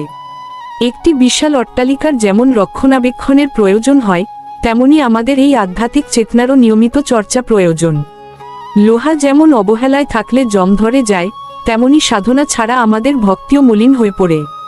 প্রতিদিন সাধুসঙ্গ, ভগবানের দিব্য কথা শ্রবণ এবং নামকীর্তন হলো সেই মশলা যা আপনার জীবনের ভিত্তিটিকে প্রতিদিন আরও মজবুত করে। আমরা অনেক সময় মনে করি যে একবার দীক্ষা বা জ্ঞান নিলেই কাজ শেষ, কিন্তু আসলে তা নয়। প্রতি মুহূর্তে সচেতন থাকতে হয় যাতে মায়ার ধুলোবালি আমাদের এই আধ্যাত্মিক মিনারের উজ্জ্বলতা কমিয়ে না দেয়।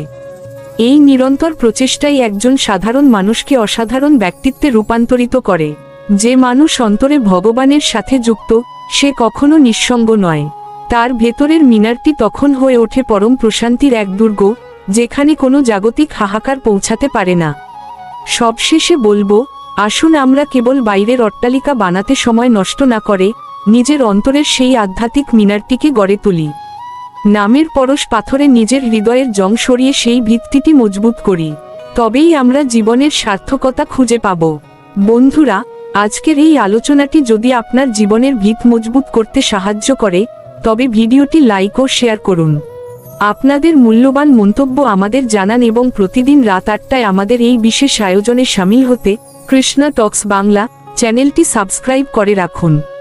এই কথা মালার শেষ প্রান্তে আপনাদের সঙ্গে রইলেন শ্রী মিলন দেবনাথ।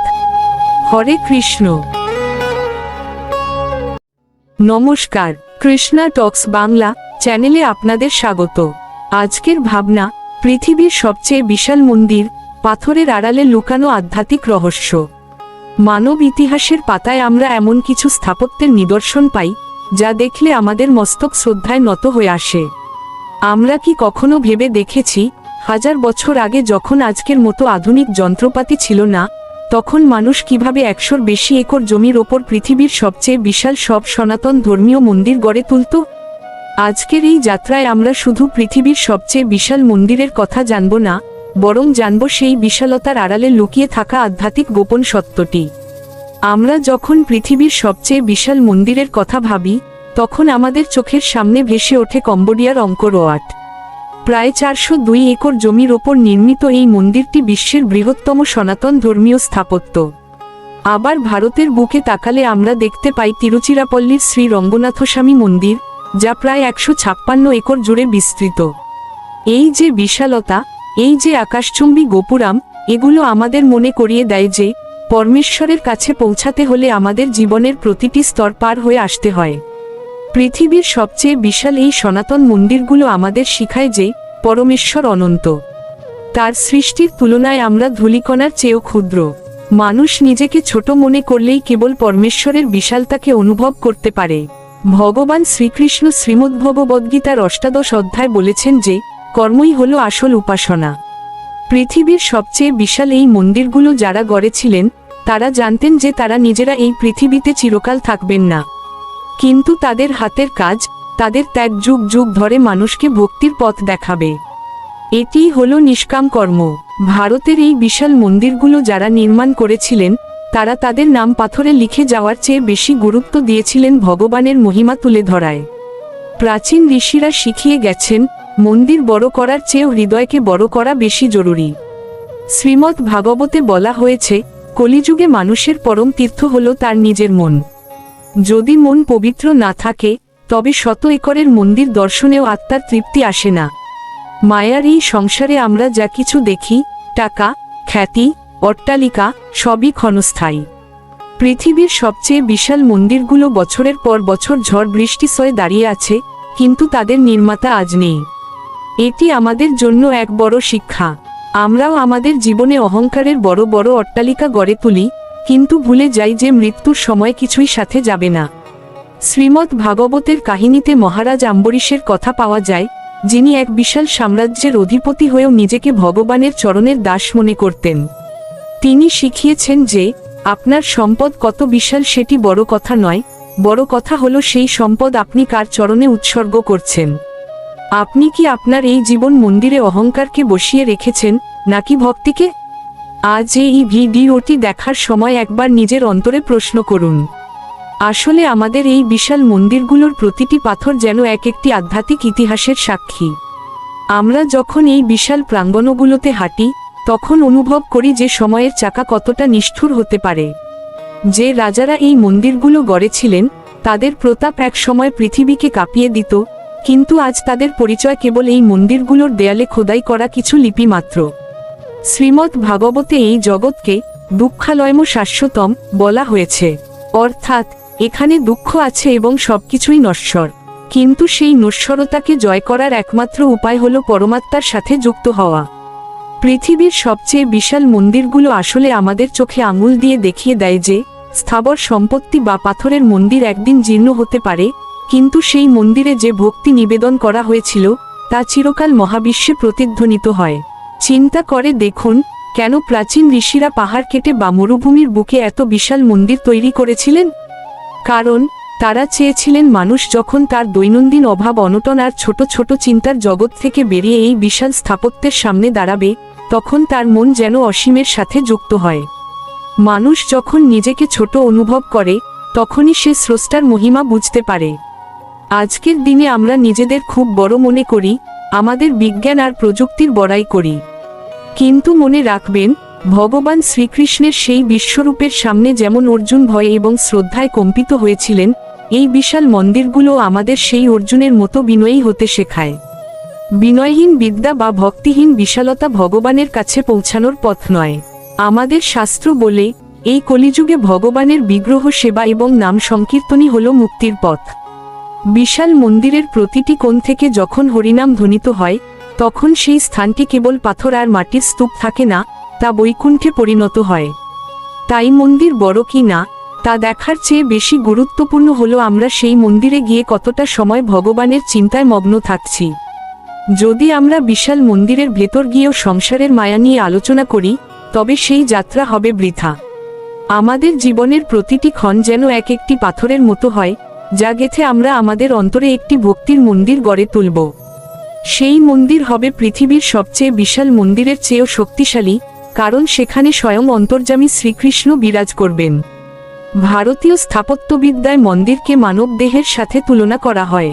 মন্দিরের চূড়া যেমন ব্রহ্মাণ্ডের শক্তিকে আকর্ষণ করে, আমাদের মস্তিষ্ক তেমনি জ্ঞান ও ভক্তিকে ধারণ করে।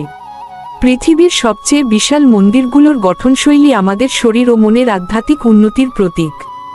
মন্দির প্রাঙ্গণে প্রবেশ করার সময় মানুষ যেমন জুতো বাইরে রেখে যায়, আধ্যাত্মিক জীবনে প্রবেশের সময় আমাদের উচিত আমাদের লোভ, লালসা এবং হিংসাকে বাইরে ফেলে আসা।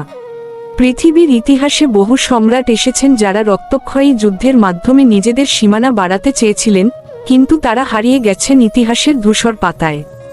অথচ সেই সব সাধক এবং কারিগররা যারা পাথরে পাথর গেঁথে ভক্তির মন্দির গড়েছেন, তাদের সৃষ্টি আজও কোটি কোটি মানুষকে শান্তি দেয়। আসলে আমরা অনেক সময় ছবির চাকচিক্য আর ফ্রেমের কারুকাজ নিয়েই মেতে থাকি, কিন্তু ছবির ভেতরের সেই পরম সত্তাকে ভুলে যাই।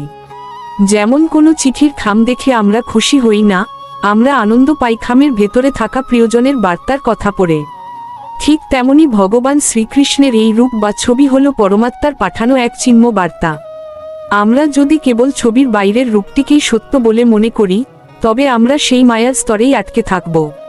কিন্তু যখন আমরা এই ছবিটিকে হৃদয়ের আধ্যাত্মিক চোখ দিয়ে দেখব, তখন বুঝতে পারব এই জড় জগতের প্রতিটি কণা আসলে তারই অস্তিত্বের প্রমাণ। তিনি যেমন ছবিতে আছেন, তেমনি তিনি বৃক্ষের পাতায় আছেন, নদীর কলতানে আছেন এবং প্রতিটি বিপন্ন মানুষের আর্তনাদেও আছেন।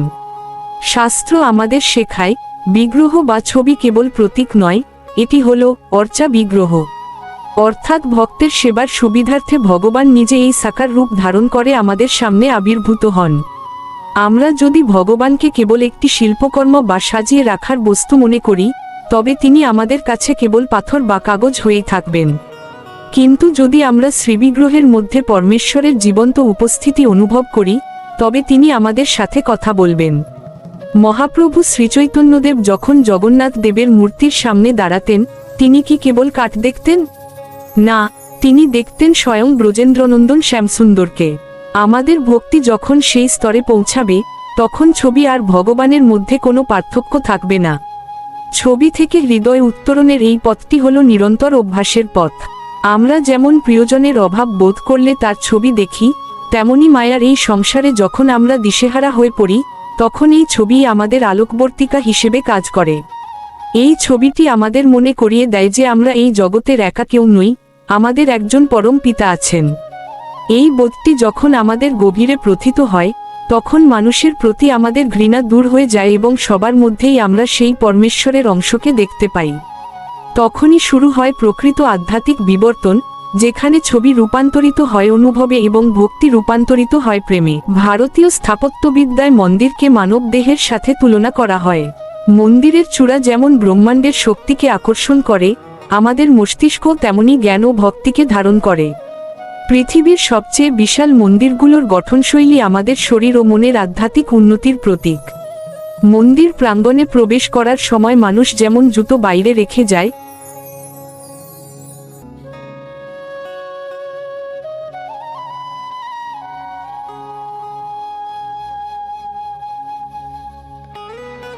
ভারতের এই বিশাল মন্দিরগুলো কেবল ভক্তির কেন্দ্র ছিল না, এগুলো ছিল উন্নত শক্তির আধার। আধুনিক বিজ্ঞান আজ বুঝতে পারছে যে মন্দিরের গর্ভগৃহ এমনভাবে তৈরি করা হতো যাতে মহাজাগতিক শক্তি বা পজিটিভ এনার্জি সেখানে ঘনীভূত হয়। আমরা যখন শ্রী রঙ্গনাথস্বামী মন্দিরের মতো বিশাল প্রাঙ্গণে হাঁটি, তখন মন্দিরের প্রতিটি পাথর থেকে এক বিশেষ কম্পন আমাদের শরীরে প্রবেশ করে। শ্রীমদ্ ভাগবতে বলা হয়েছে, শুদ্ধ মন্ত্রোচ্চারণ এবং পবিত্র বিগ্রহের উপস্থিতিতে চারপাশের বায়ুমণ্ডলও পবিত্র হয়ে যায়। এই বিশাল মন্দিরগুলো তৈরির পেছনে উদ্দেশ্য ছিল এমন একটি পরিবেশ তৈরি করা, যেখানে মানুষ প্রবেশ করা মাত্রই জগতের যাবতীয় দুশ্চিন্তা ভুলে পরমেশ্বরের সাথে একাত্ম হতে পারে। এটি কেবল দেখার বিষয় নয়, এটি অনুভবের বিষয়। যেমন গীতায় বলা হয়েছে, শ্রদ্ধাবান ব্যক্তি জ্ঞান লাভ করেন। আমরা প্রায়ই ভাবি, ভগবান কি কেবল বড় মন্দিরেই থাকেন? উত্তর হলো না, কিন্তু বিশাল মন্দিরের প্রয়োজনীয়তা রয়েছে আমাদের মনের বিশালতা বাড়ানোর জন্য।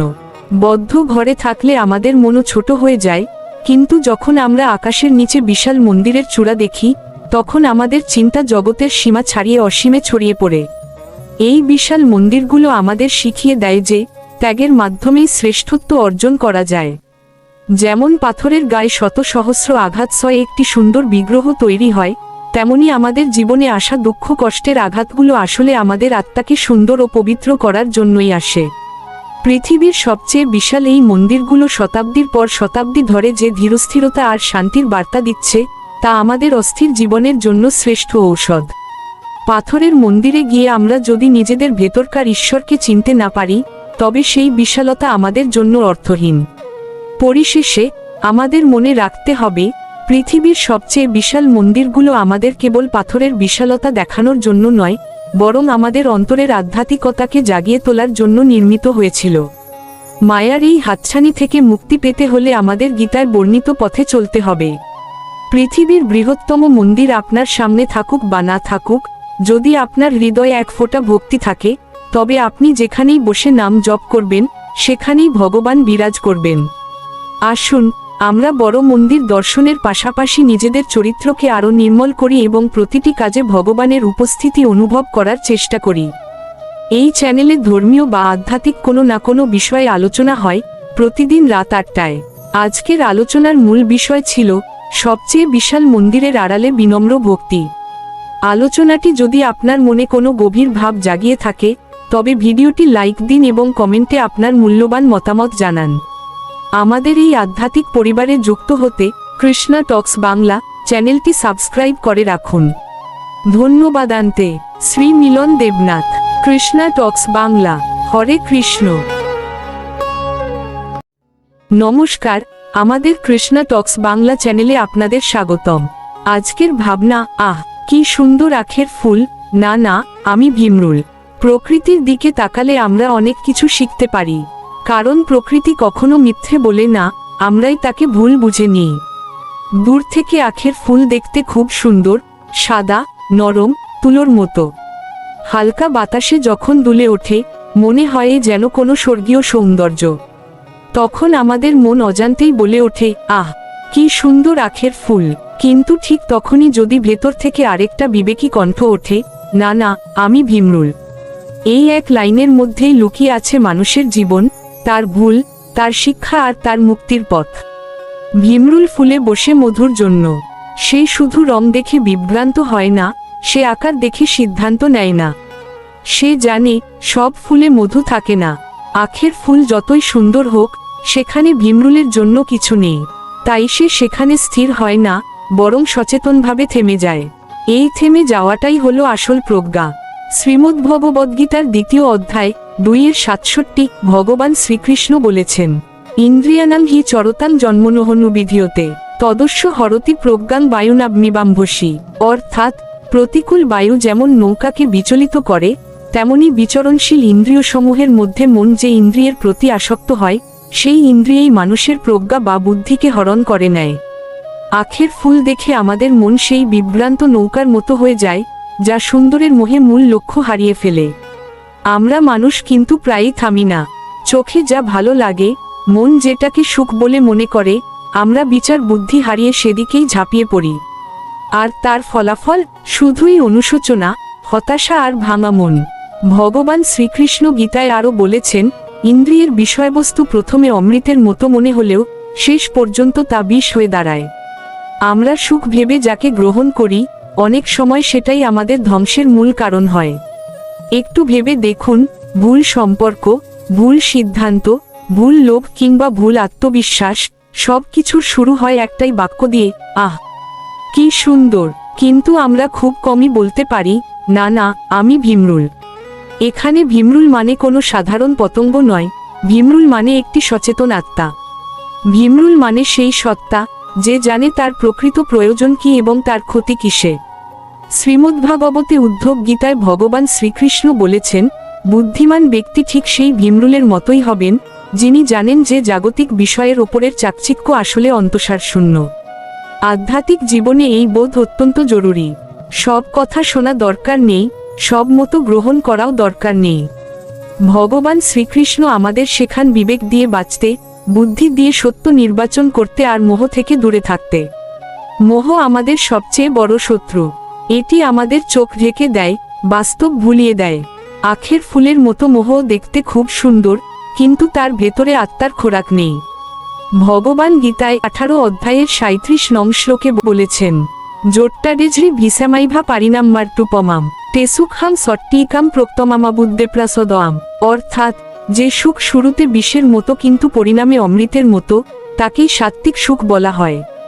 কিন্তু আমরা রাজসিক মোহে পড়ে শুধু শুরুর সেই আখের ফুলের সৌন্দর্যটুকু দেখি, পরিণামের বিষ বা শূন্যতার কথা ভাবি না।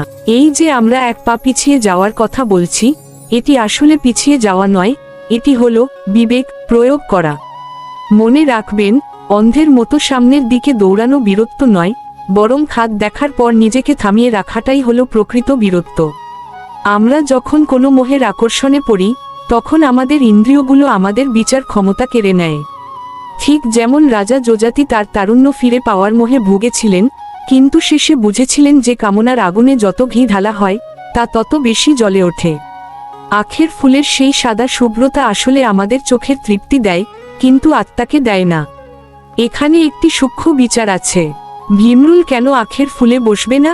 কারণ সে জানে তার জীবনধারণের জন্য প্রয়োজনীয় মধু সেখানে নেই। ঠিক তেমনি আমাদের জীবনে অনেক বন্ধু আসবে, অনেক সুযোগ আসবে, অনেক আমোদ প্রমোদের হাতছানি আসবে, যা দেখতে খুব উজ্জ্বল। কিন্তু আপনাকে প্রশ্ন করতে হবে, সেখানে আপনার আত্মার খোরাক বা কৃষ্ণ ভক্তি আছে কিনা? যদি না থাকে, তবে সেই চাকচিক্য আপনার জন্য ভীমরুলের কামড়ের চেয়েও বিষাক্ত হতে পারে। শ্রীমদ্ভগবদ্গীতায় ভগবান অর্জুনকে বলছেন, তস্মাদ্দস্য মহাবাহ নিগৃহীতানি সর্বত্র, অর্থাৎ হে মহাবাহ, যার ইন্দ্রিয়সমূহ বিষয় থেকে সম্পূর্ণ নিগৃহীত বা সংযত, তারই প্রজ্ঞা স্থির। এই প্রজ্ঞা স্থির রাখাই হল ভীমরুলের মতো বুদ্ধিমান হওয়া। আমরা অনেক সময় না বলতে ভয় পাই। আমরা ভাবি, যদি না বলি তবে হয়তো সুযোগ হারাবো বা লোকে আমায় পাগল বলবে। কিন্তু মনে রাখবেন, মায়ার ডাককে না বলা মানে পরমেশ্বরের ডাকে হ্যাঁ বলা। মা শক্তি বা দুর্গা দেবী আমাদের পরীক্ষা করেন। তিনি আখের ফুলের মতো হাজারো প্রলোভন আমাদের সামনে ছড়িয়ে রাখেন। এটি তার দায়িত্ব, কিন্তু আমাদের দায়িত্ব হলো সেই প্রলোভনের ভেতর থেকে সত্যকে খুঁজে বের করা। প্রহ্লাদ মহারাজ যেমন হিরণ্যকশিপু রাজকীয় বৈভব আর ক্ষমতার মোহে পা দেননি, তিনি তার ভক্তি মধুর খোঁজ পেয়েছিলেন শ্রীহরির চরণে। তিনি জানতেন, রাজপ্রাসাদ হলো সেই আখের ফুল যা আজ আছে কাল নেই, কিন্তু হরিভক্তি হলো সেই অক্ষয় মধু যা চিরকাল থাকে। আজ যদি আমরা একটু ভীমরুল হতে পারি, তবে আমরা শিখব কোথায় থামতে হয়, কখন না বলতে হয়, আর কখন মোহ থেকে পিছিয়ে আসতে হয়।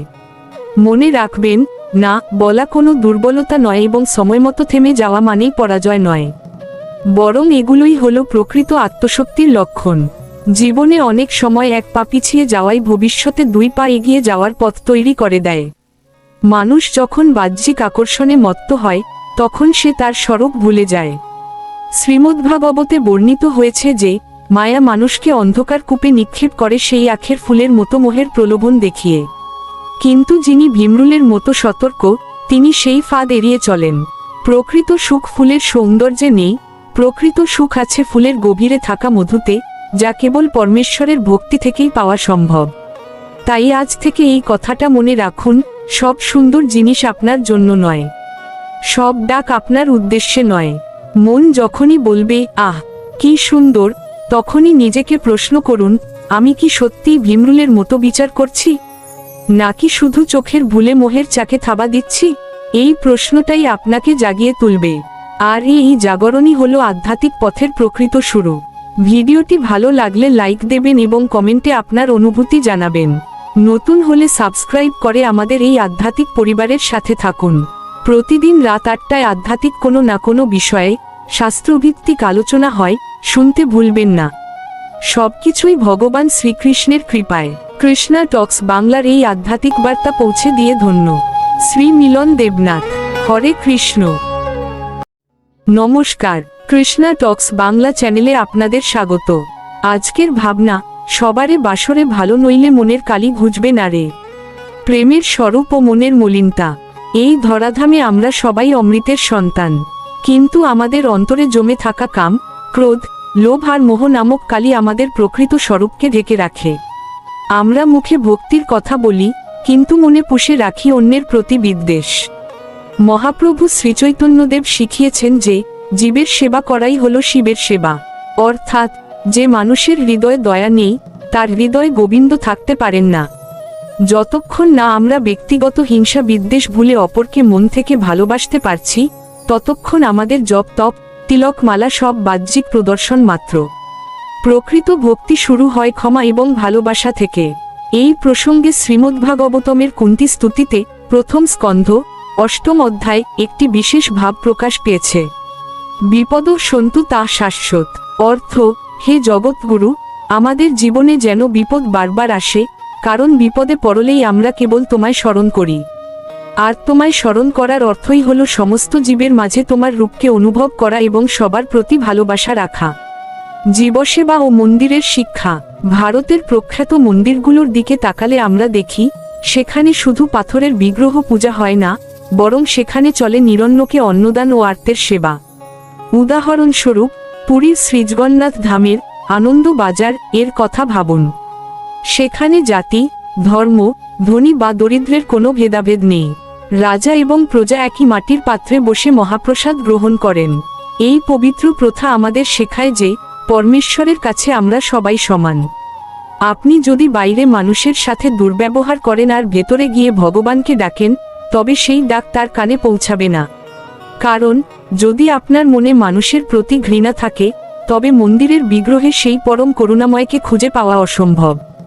শ্রীমদ্ভাগবতের একাদশ স্কন্ধে বলা হয়েছে, যত্র জীব তত্র শিব, অর্থ যেখানেই জীবন আছে সেখানেই পরমাত্মার বাস। প্রতিটি জীবন্ত সত্তার ভেতরেই ভগবান পরমাত্মা রূপে বিরাজ করছেন। তাই জীবকে অবজ্ঞা করে ঈশ্বরকে পাওয়া অসম্ভব। জীবকে ভালোবাসলেই প্রকৃত ঈশ্বর সেবা সম্পন্ন হয়। প্রকৃতির দর্পণ ও মানবিকতা। প্রকৃতির দিকে তাকালে আমরা এক অদ্ভুত ত্যাগের মহিমা দেখতে পাই। একটি বৃক্ষ যেমন তাকে কুঠার দিয়ে আঘাতকারীকেও ছায়া দেয় এবং সুমিষ্ট ফল দেয়, আমাদের জীবনও তেমন হওয়া উচিত। বৃক্ষ আমাদের শেখায় পরম সহিষ্ণুতা। মায়াপুরের ইস্কন মন্দিরে গেলে এক অদ্ভুত দৃশ্য দেখা যায়। সারা বিশ্বের বিভিন্ন দেশ, বর্ণ এবং ভাষার মানুষ এক সুরে এক তালে সংকীর্তন করছে। সেখানে কার কি ভাষা তা বড় কথা নয়, বড় কথা হলো হৃদয়ের টান। এই একতাই হলো মনের কালি ধুয়ে ফেলার একমাত্র সাবান। যতক্ষণ না আমরা আকাশের মতো উদার হতে পারছি, ততক্ষণ আমাদের সংকীর্ণতা কাটবে না। শ্রীচৈতন্য চরিতামৃতের অন্ত্যলীলা 20তম পরিচ্ছেদ সেই বিখ্যাত শ্লোকটি আমাদের পরম শিক্ষা দেয়। ত্রিনাদ্পি শুনিছেন তরর্পি সহিঞ্চুনা, অর্থ নিজেকে ঘাসের চেয়েও নম্র মনে করে এবং বৃক্ষের মতো সহনশীল হয়ে নিজে সম্মানের আশা না করে অন্যকে সম্মান দিলে তবেই হরি নাম হৃদয় স্থায়ী হয় এবং মনের সব কালি মুছে যায়। ইতিহাস ও ভক্তের অভিজ্ঞতা। ইতিহাস সাক্ষী আছে, যখনই মানুষ অহংকারে মত্ত হয়েছে তখনই তার পতন ঘটেছে। শ্রীমদ্ভগবদ্গীতায় কুরুক্ষেত্রের যুদ্ধে অর্জুন যখন বিষাদগ্রস্ত ছিলেন, তখন ভগবান তাকে কর্মের মাধ্যমে প্রেমের পরম শিক্ষা দিয়েছিলেন। তিনি শিখিয়েছিলেন যে আততায়ীকেও বিচার করতে হয় ধর্মের মানদণ্ডে, কিন্তু হৃদয় কোনো ব্যক্তিগত ঘৃণা বা বিদ্বেষ রাখা উচিত নয়। আমাদের মনের আসল কালি হলো আমাদের আমি বা মিথ্যা অহংকার। এই অহংকারই আমাদের বিভেদ করতে শেখায়। ভক্ত যখন নিজেকে ভগবানের চরণে সঁপে দেয়, তখন সে সবার মাঝে তার প্রিয়তম ইষ্টকেই দেখতে পায়। শ্রীমদ্ভগবদ্গীতার দ্বাদশ অধ্যায়ের ভক্তিযোগ 13 নম্বর শ্লোকে ভগবান বলছেন, অদ্দেষ্টা সর্বভূতানাং মৈত্র করুণ এবচ, অর্থ যিনি কোনো প্রাণীকে দ্বেষ করেন না, সবার বন্ধু এবং অত্যন্ত করুণাময়, সেই ভক্তই আমার পরম প্রিয়। অর্থাৎ মনে কালি নিয়ে ভক্তি হয় না, ভক্ত হতে গেলে সবার প্রতি মমতা থাকতে হয়। বাস্তব জগতের অভিজ্ঞতা ও মন্দিরের কার্যক্রম।